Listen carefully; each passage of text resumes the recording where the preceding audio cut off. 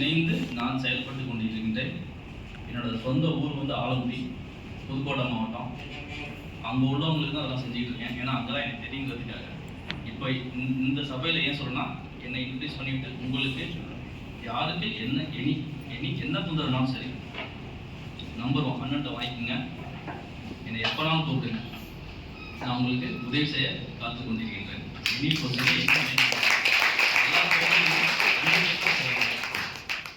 செலவு இல்லாமல் நான் செஞ்சு தரேன். நன்றி. சதீஷ் சார்.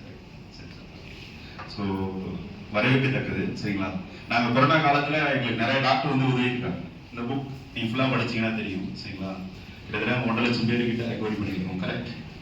ஹரி 1 லட்சம் பேர், 2 லட்சம். அவர் புள்ளிவரை கரெக்டாக சொல்லுவார்.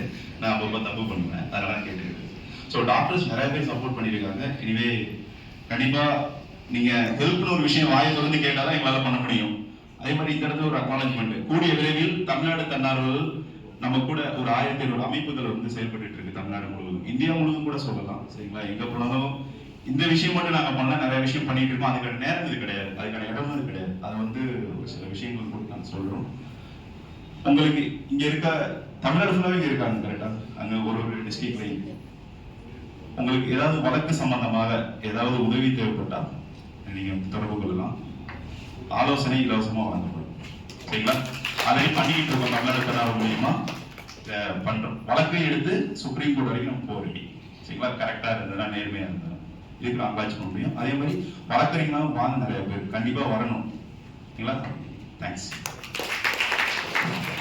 மகிழ்ச்சி ஐயா, தங்களுடைய மருத்துவம் சார்ந்தும் வழக்கறிஞர்கள் சார்ந்தும் மக்களுக்காக செய்ய வேண்டும் என்ற அந்த உயரிய எண்ணத்திற்கு மனமார்ந்த ஜோர கைத்தட்டல் கொடுக்கிறார்.